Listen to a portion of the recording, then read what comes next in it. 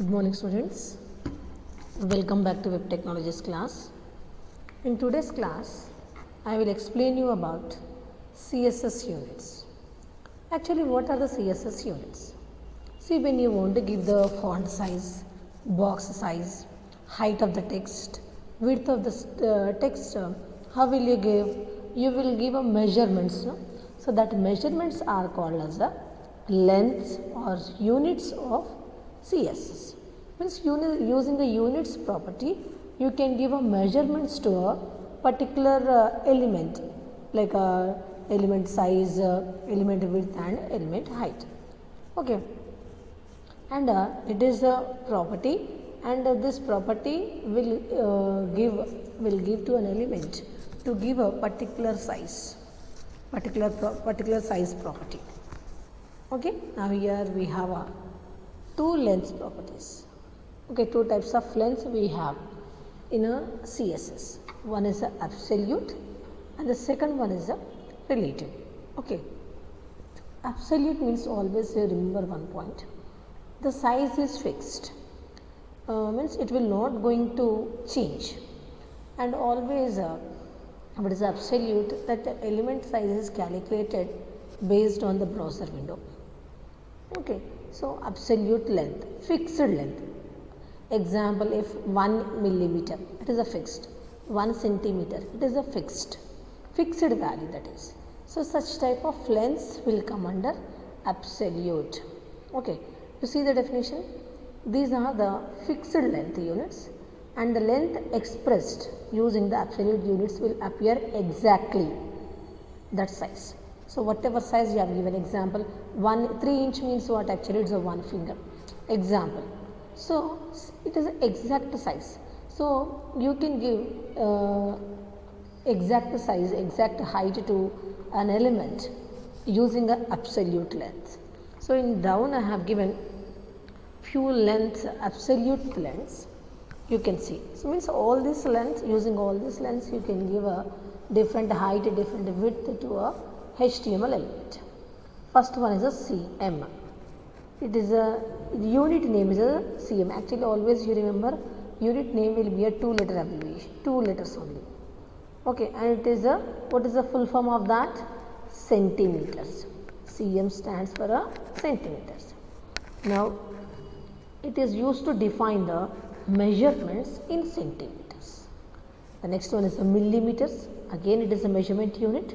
You can give centimeters, millimeters, inches, points, like that you can give. Okay, PC, picas and pixels. So this PC and px will mainly will use when you are using an images. Okay, so these are the absolute lengths. Absolute length means whatever size you are giving, that is not going to be changed, that is fixed. Okay, such lengths are called as a absolute lengths. Now here you can see the example program. See, inline style sheet I have used. Paragraph style equals to font size. Font size 20 pixels. Okay, 20 pixels. Next to font size you can see 1.2 centimeters, 7 inches, 18 points, 2 picas, 10 millimeters. So these are the fixed size. According to the size, the text will be displayed on the screen. Okay, means it is expected, right? Now come to the next one is a relative length. See, relative length, we can say that it is not a fixed length. Why it is not a fixed length is according to the parent element or according to the browser window size, that the element size will be increased or decreased. Example, some content is there, that the content size is decreased when you minimize the browser window, and some content text size will be increased when you maximize the browser window. So such sizes are called as a relative sizes. Okay, so means that is depends on another element, that is depends on the parent element, and the size whatever you are giving to that text, that is not fixed. Clear? Now you see the definition here. Relative units are good style to the responsive site because they scale relative to the window size or the parent. Means according to the size of the browser window, the content size will be increased or decreased if you will give the content unit as a relative. Okay, here you have different units, you can see. First one is the ems. It is related to the font size of the element. X, height of the text it is, or percentage of the text. See example, the window size is 100% and I have given one line text is a 50%. And when you minimize the browser window, then what happened, whatever minimized browser window is there, according to that only the text size will be changed, that text percentage will be changed, that whatever text size 50% you have given, that will be changed. Okay, so that is a relative properties. Okay, so if it is absolute property, what it means, whatever sizes you have given, that will be fixed. If it is a relative property, according to the parent or according to the browser or according to the another frame, the size of the text will be increased or decreased, that is not fixed. Clear? Now come to the outline property. See here, first to see the outline. What is the outline? See, after writing, as already explained, in the browser window, each and every element there is an internal border, means the text is displayed inside the border only. But whatever border is there, that border is invisible to the user, right? So, and what I want to do is, I want to display the border and I want to give some outlines to the border. So, you can give that outlines to the border using the CSS. Okay, so what are the properties are available to give the different styles to the outline, that we will discuss. Outline style. See, outline style means, see if it is a border is there, that border outline if you want to give. See here is the content, it is a border. Border outline is above the border. Okay, what style you want to give? First one is the outline style. Outline style property specify the style of the outline. What type of style, what type of outline you want? Dotted outline, dashed outline, these all properties I have explained in a border. When you are giving a border, different styles you can apply to a border. That is all the values you can apply here. Dotted outline, dashed outline, solid outline, double means double lines will be displayed. Double means inside one border and outside one border. Two borders will be displayed as a two borders will be displayed when you use a double. Next to groove, these are all 3D. Okay, so this is about a border outline style. So when you are giving a border, outline that border is above the border. What styles you want to give?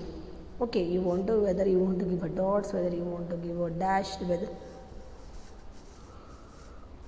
that you can mention by using a outline style. So these are the possible values. You can give any one of this, or if you want to give a multiple also you can give. Okay, but if it is a one element, you can give only one property here. So here I am giving a paragraph. Paragraph outline style dotted means whatever border is there, for that border outline will be displayed as a dotted. Okay, next for another paragraph I have given a dashed. Outline style is dashed. The next one is the outline style is a solid. So these are the three different types you can give. Okay. Next outline color. So after giving means after displaying the border, if you want to give an outline color, means above the border if you want to give any colors, then we use the outline color. Okay. The outline color property is used to set the color of the outline. Okay. Now, when you are giving the outline color, the color name you can give in 3 ways. Directly you can give the name of the color, or you can give the RGB value, or you can give the hexadecimal value. Okay. So according to your value, the color will be displayed on the outline. See example here I have given border 2 pixels solid. I have given border first. Next outline style is a solid line. Next whatever solid line is there, above that solid line I want to display red color. Now outline width. Here also using this property will give the width of an outline. How much width outline you want, that information we can give by using a outline width. Okay. So, here you can see the different properties here. CSS outline width means for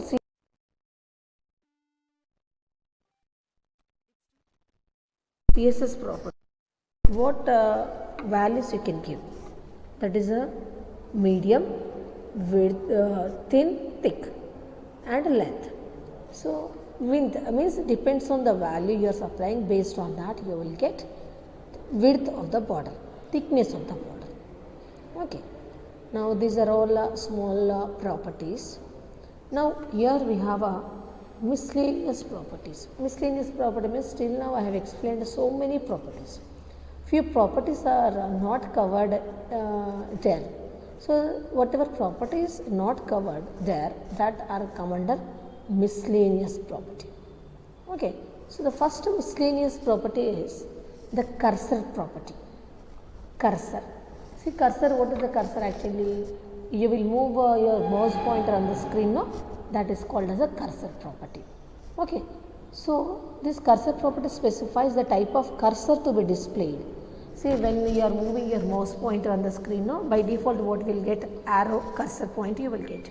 So, what type of cursor point you will get, whether you want to get a bar or whether you want to get arrow or whether you want to get a different symbol, what type of symbol you want to display on the screen, that you can display, you can decide by using a cursor property. Okay. So, here different values are there. Once we will see the values here. Auto, first one, it is a means it is automatic. Before supplying any value, whatever cursor shape you will get, no, that is called as a auto. Okay. And then the next one is a cross chair. Cross chair or plus. You can change the cursor pointer instead of the arrow. You can give a plus. When you will get a plus, when you will give this cursor equals to cross chair. So, when you give the cross chair, no, instead of the arrow, what you will get? You will get plus symbol on the screen. Okay.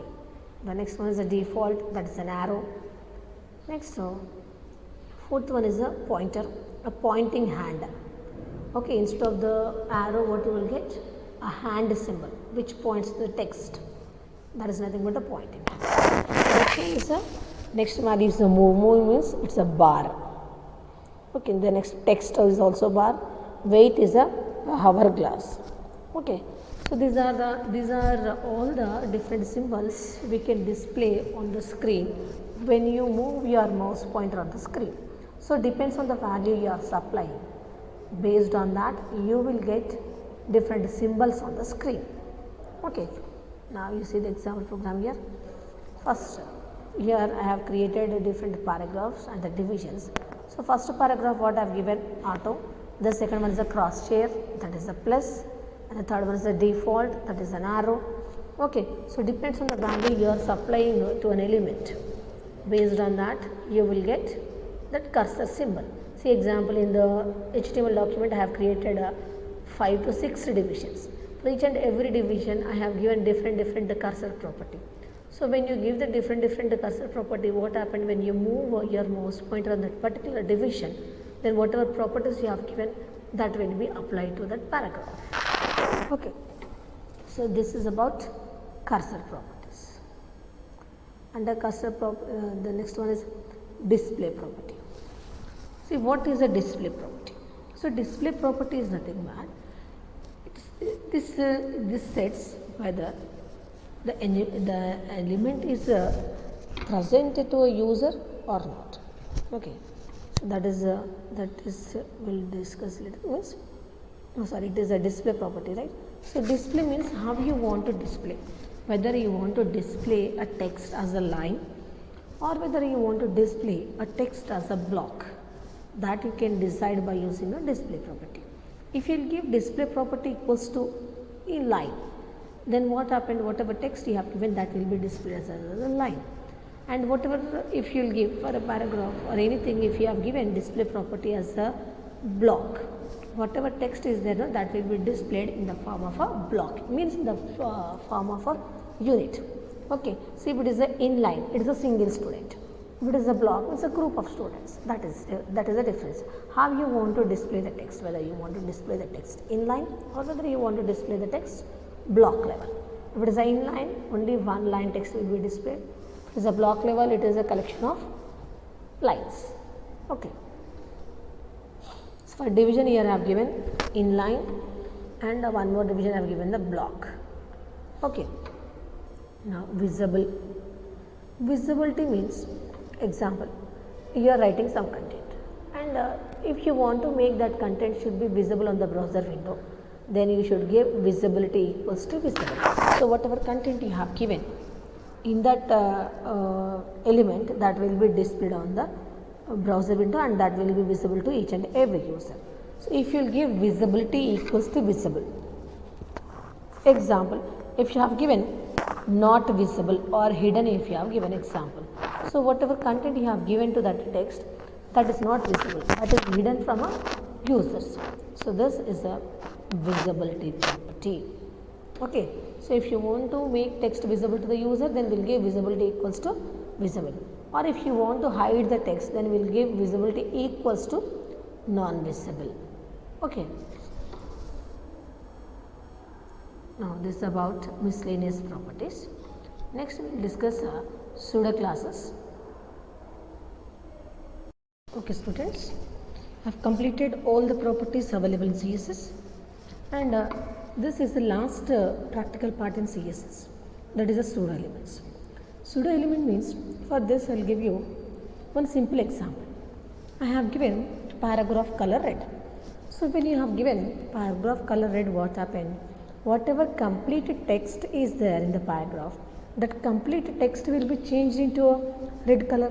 Okay, but I don't want to change the complete text, only first letter of the text I want to change.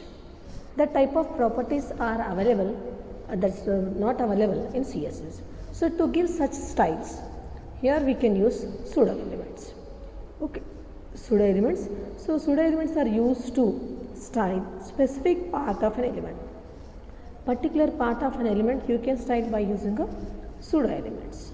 Okay, so like styling the first letter, styling the line, okay, or inserting a content before or after, such type of properties you can give by using a pseudo classes.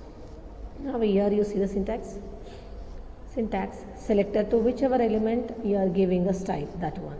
Pseudo element, whatever pseudo element you are giving, whether in first line you want to give before you want to add some content, or after you want to add some content, that is nothing but pseudo element. And what property you want to give, whether the first line of a text, if you want to give a red color, blue color, what property you want to give. Okay, so this is a syntax of pseudo element. Here pseudo element starts with a colon, remember that point. Now here we have some pseudo classes. First pseudo class in the first line. What is this first line pseudo class? This line is used to give a property to first line of the text. Okay, example, if you have a paragraph, in the paragraph if you have 5 lines, first line if you want to give a different style, then you can use first line pseudo class. Using this you can give a different style to a first line of the paragraph. Okay, here you see the syntax. Paragraph. Okay, I want to give a different property to the paragraph first line. So paragraph first line is a pseudo class, and what style I want to give? Text transform. So whatever text is there, that text I want to change into uppercases. Only first line of a paragraph I want to change into a capital letters. That is a property. Text transform uppercase. Now the next pseudo class is property is first letter. So whatever example, you have a one line of text. In that text, first character I want to give a different style. Then you can use a first letter pseudo class. So when you apply this first letter pseudo class to any text, then what happened? whatever text it may be, whatever content you have, first line of that content will be changed into a given property, only first character. Okay. Now here you see the paragraph, first letter, font size I am giving a 130%. Okay. So in the paragraph, maybe you have a number of lines, 3 or 4. In the first line, first character, first letter will be displayed. First letter will be displayed with the big font. What is the font size? 130%. Okay. Now you see the before and after pseudo classes. Actually, what is this before and after pseudo classes is? See, before the content, if you want to add any properties, you can add. And after the content, if you want to add any content, you can add. Okay. So that is by using a before and after pseudo classes. Okay. So here you see H1 means H1 tag we have. H1 before I want to display some image, some text or some image. So here H1 before pseudo classes I am using, and what style I am giving? I am displaying smiley.gif, one image I am displaying. Okay. So this is a before. Similarly, after the text, after the H1, if you want to display any text, then we'll use a after pseudo class. Okay, means after the H1, what happened? One image will be displayed. Right. See what example, if you have given a color to the H1 tag, then what happened? Only that will be applicable to the H1 text, whatever text is there between H1 opening tag and the closing tag. Right. But not like that. If you want to display any text exactly before the H1, if you want to display any image exactly after the H1 tag, that is possible by using the before and after pseudo classes. Here before the H1 I have added one image, and after the H1 I have added one image. Okay. And here one more pseudo class we have, that is the focus. See, actually what is the focus is, see, you have one application form and you are filling some content in that application form.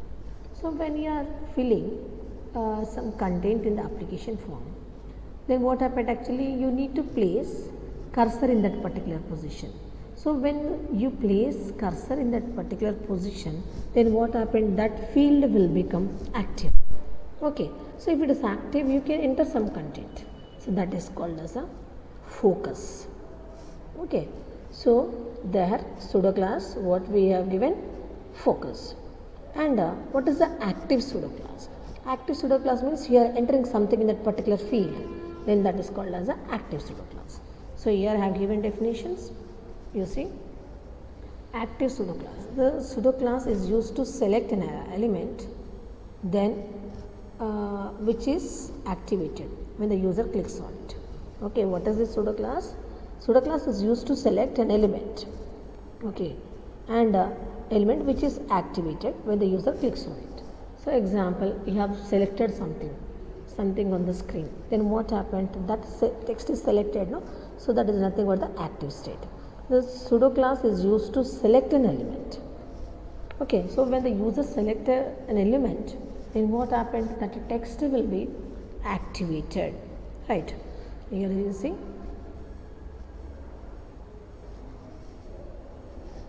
One box I have created, and that box background color yellow I have given. Width of the box is a 300, height of the box is a 200, and a text align center I have given.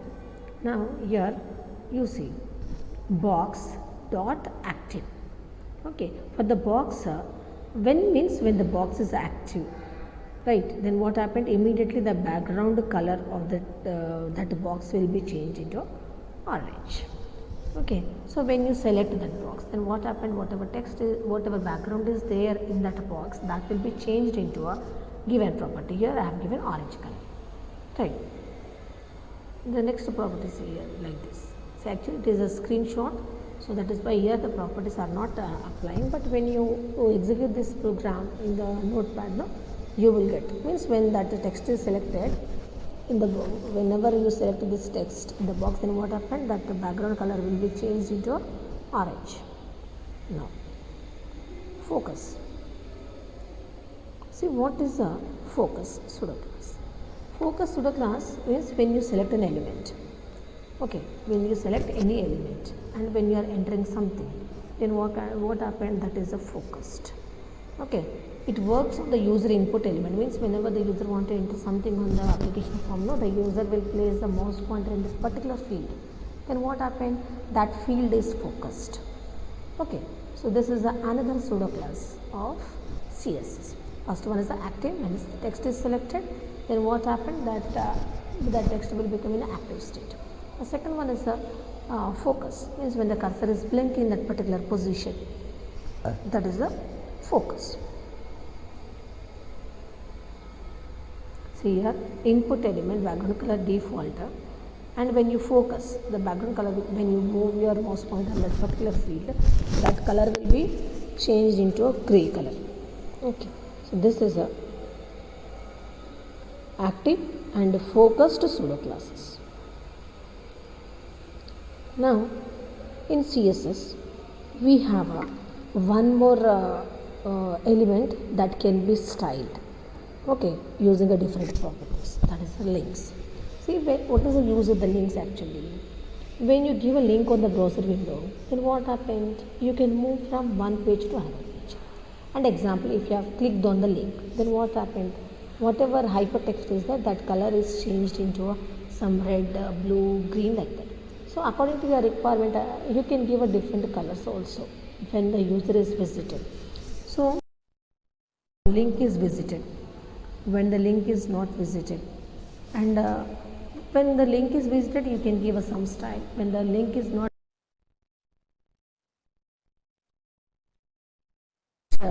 you can.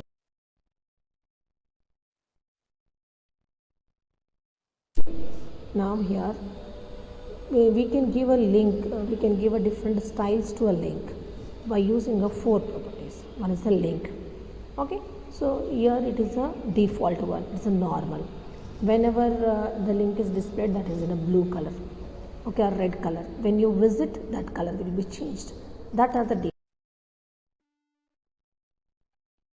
visited. Visited means, example, you have clicked on that link, you have visited. So when you have visited, then what already given link you will visit. So when you will visit the link, what is the color of that link? And when you move your mouse pointer on the link, what color should be displayed on the link? So that are different pseudo classes. Okay, so active. Active means here, actually these are the different classes we'll use when links are used.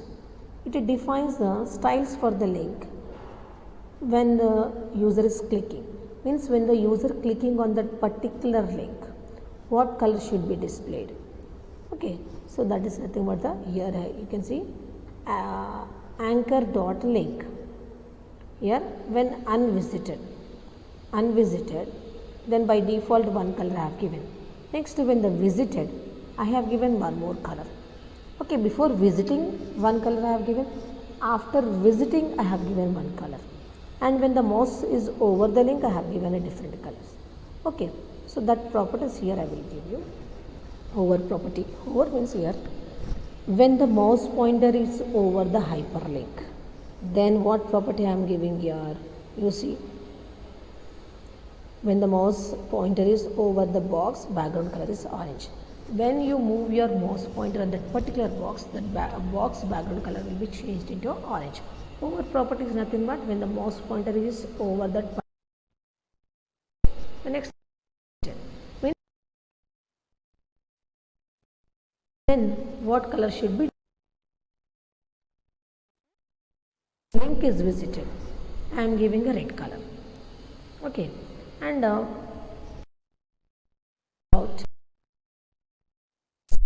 is styles of the hyperlinks. When links are there in the web page, how that link should be displayed.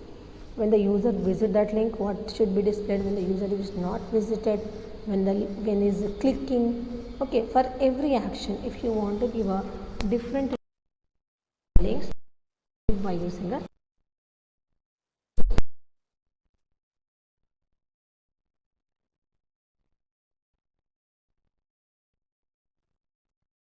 continue